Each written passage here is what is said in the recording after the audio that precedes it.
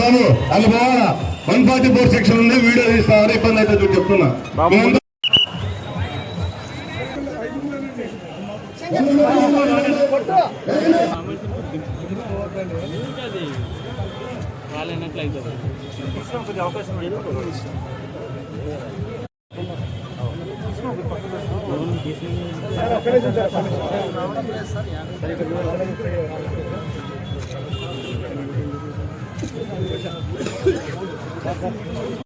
पहले देख दीजिए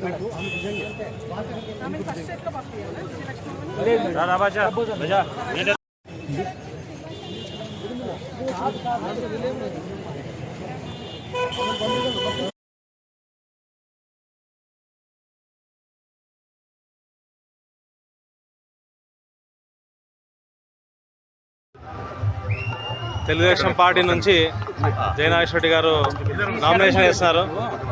కూటమి అభ్యర్థి, అలాగే జనసేన భాజపా వాళ్ళ నాయకులు కూడా వచ్చారు. సార్ ఈరోజు నామినేషన్ చేసినందుకు చంద్రబాబు నాయుడు గారు త్వరలో చంద్రబాబు నాయుడు గారు స్వయం అయిపోతారు. ఎందుకంటే చంద్రబాబు నాయుడు గారికి కొంత ముందు దృష్టి బాగుంటుంది.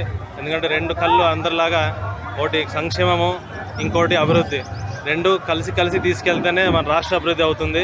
అందుకే అందరికీ చంద్రబాబు నాయుడు గారిని గెలిపియాలా, సైకిల్ గుర్తుకు ఓటేయాలని కోరుకుంటున్నాను. ఎమ్మెల్యే భారీ మెజారిటీ వస్తుందండి, మరి 30,000 మెజారిటీ దాకా వస్తుంది, ఖచ్చితంగా వస్తుంది. ఇంకా ఎక్కువ రావచ్చు, కానీ అది మినిమం వస్తుంది.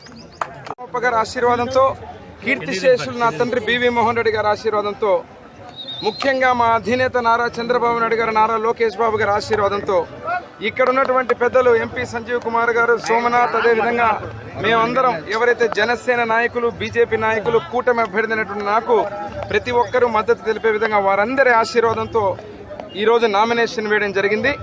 రాష్ట్రంలో పరిస్థితులు చూస్తున్నారు, అయిపోయింది. ఇక ఎన్నికల సమయం, నామినేషన్ ప్రక్రియ ప్రారంభం.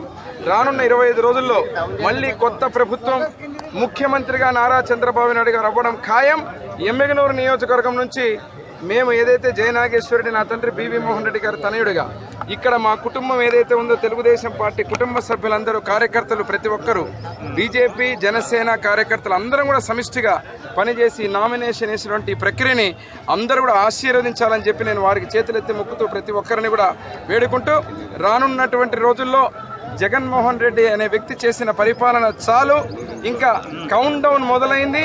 ఈ నామినేషన్ తోటే సైకో పోవాలి, సైకిల్ రావాలనే నినాదాన్ని అతి త్వరలో, అంటే 25-26 రోజుల్లోనే కొత్త ప్రభుత్వం, ముఖ్యమంత్రిగా నారా చంద్రబాబు నాయుడు గారు, పవన్ కళ్యాణ్, అదే రకంగా మోడీ గారి నాయకత్వంలో కూటమి ప్రభుత్వం ఏర్పడబోతోందని చెప్పి తెలియజేస్తున్నా.